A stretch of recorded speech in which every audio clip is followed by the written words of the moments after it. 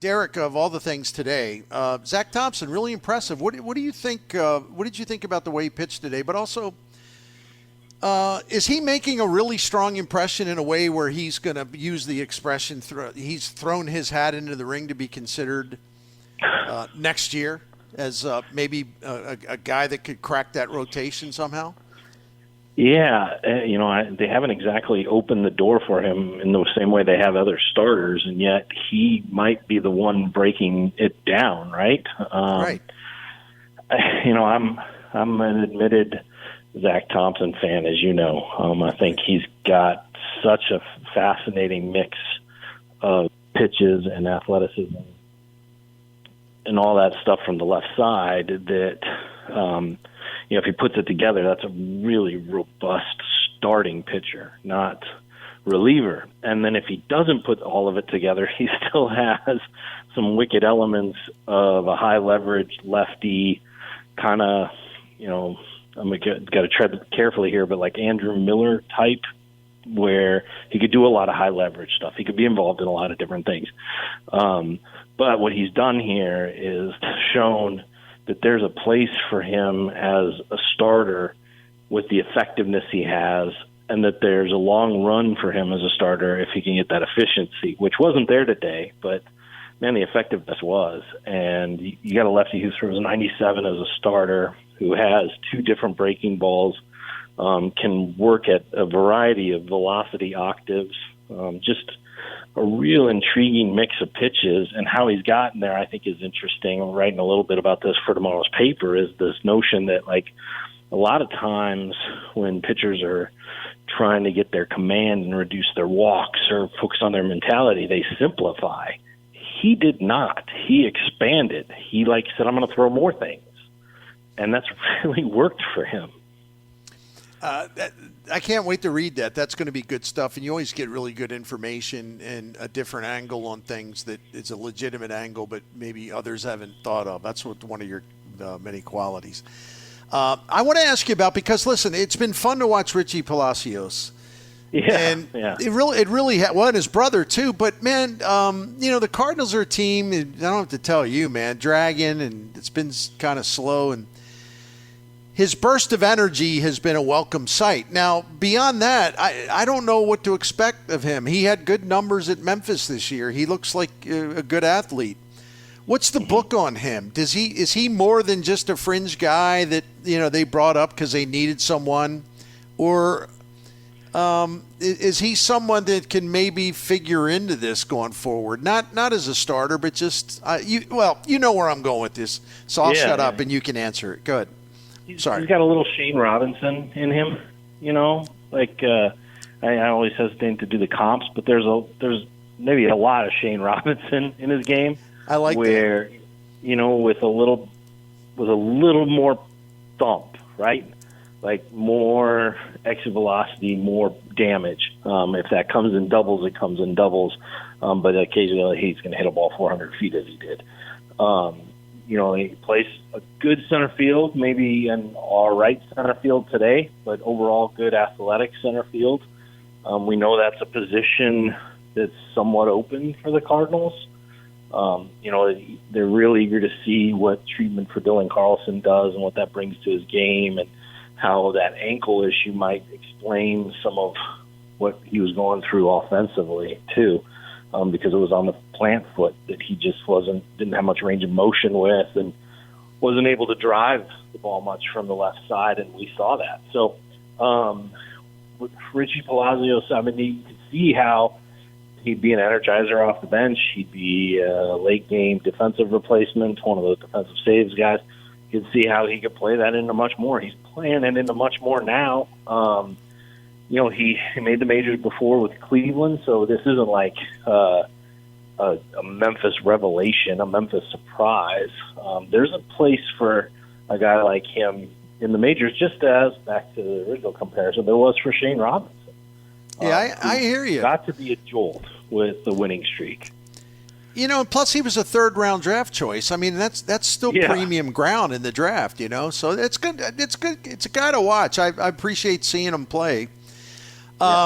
I want to ask you, and again, man, it has nothing to do with what his batting average is, because it's just he's a baby and he's in the majors for the first time. But any initial impressions from you just watching Mason win, how he handles his business, how he fits in, things like that when you look at a rookie? It's not just the numbers. It's kind of like the personality and,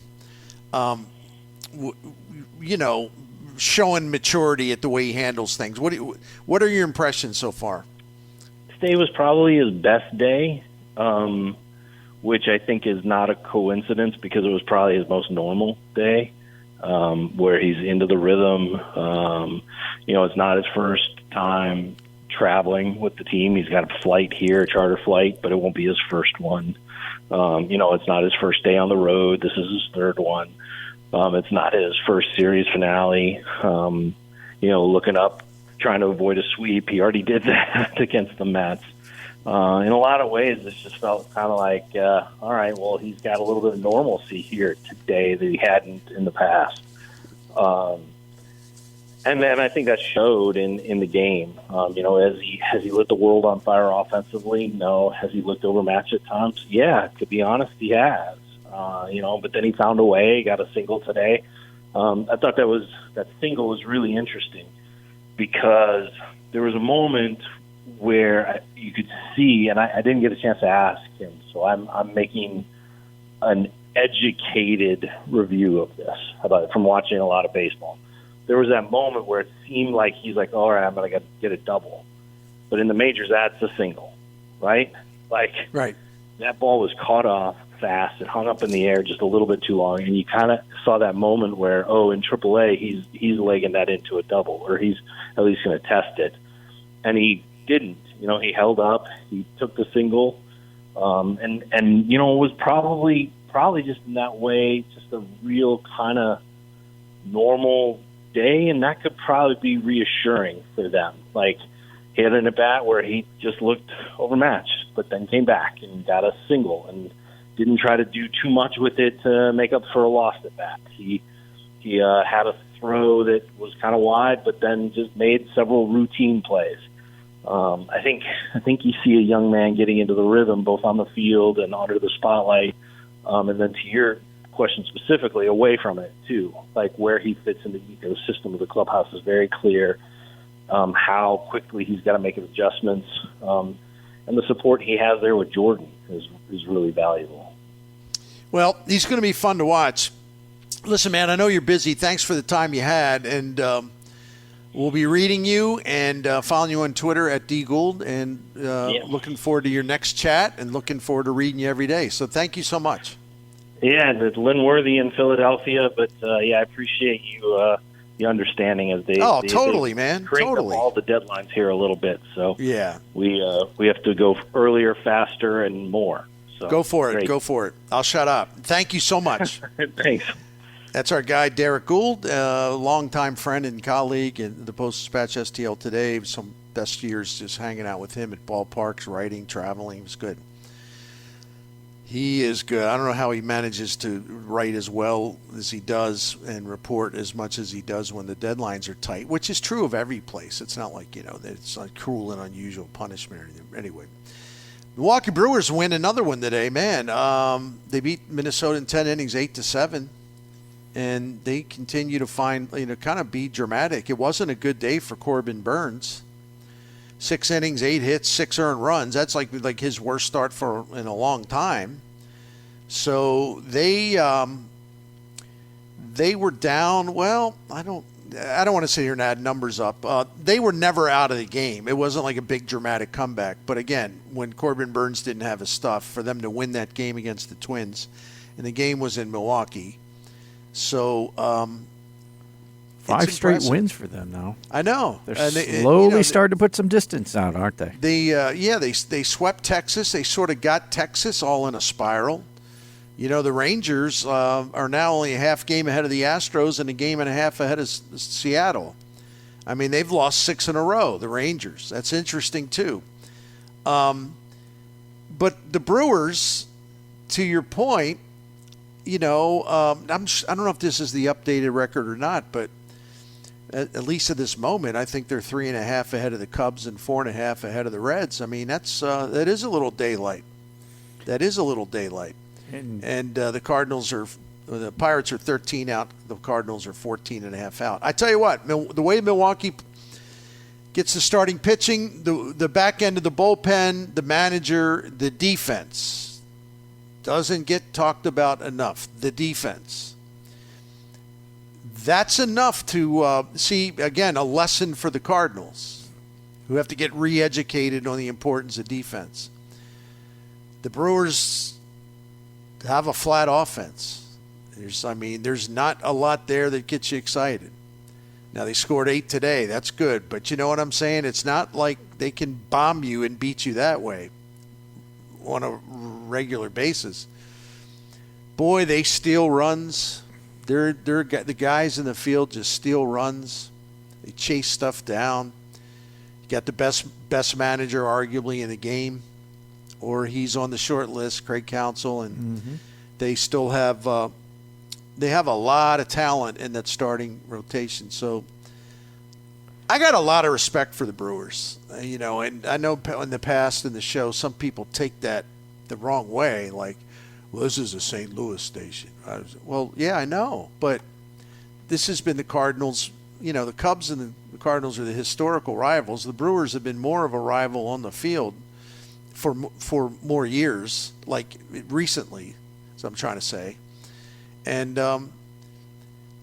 I'm just impressed, continue to be impressed by what the Brewers operation does when they spend a lot less money than the Cardinals. They have a lot less financial firepower than the Cardinals.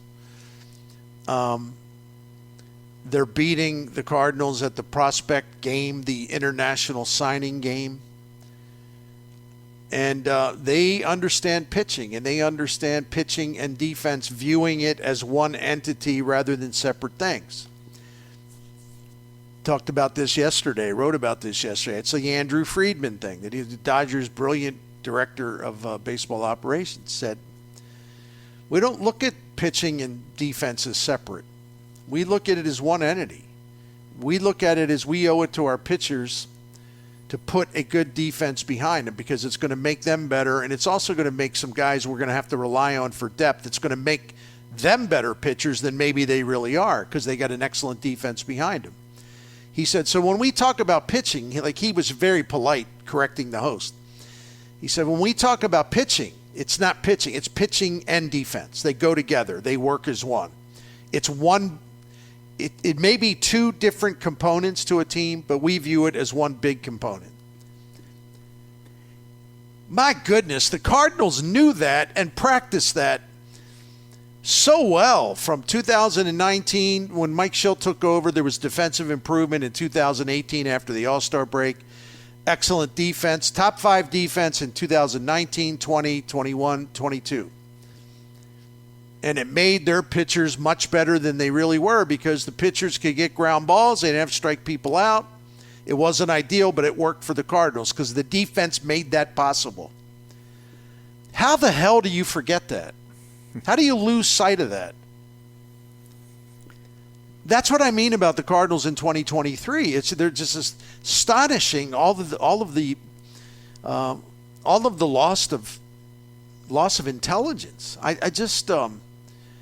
That front office is stale. It's really stale. John Mozeliak's had a great run, and he's going to stay in the job. But, man, things that they used to be able to do, naturally without making a big fuss over it. Well, of course we're going to have a good defense. We got to have a good defense. Our pitchers don't strike people out. We don't miss bats. Of course it's going to be a staple of Cardinals baseball. We don't have any choice. I repeat, pardon my words, my French. How the hell do you forget that? La-di-da. Oh, we'll be fine. No. You're terrible defensively. No. Your pitchers were exposed terribly. I know I talk about this a lot, but you know why? Jim Hewer, and I'll shut up. We'll get a break in. it still doesn't get enough attention. I can't believe that it's just, that's my new thing. Don't talk about just the pitching. You got to include the defense in the equation. You have to. But it's like I'm reading stuff. It's about pitching this, pitching. Not a word about the defense and the role that the defense plays in improving, protecting, giving cover to your pitching staff that is vulnerable. Happened last night in the game. It happened again. And again, it's going to be, you just pay attention to what people are writing or saying on the radio or whatever. You just pay attention to it.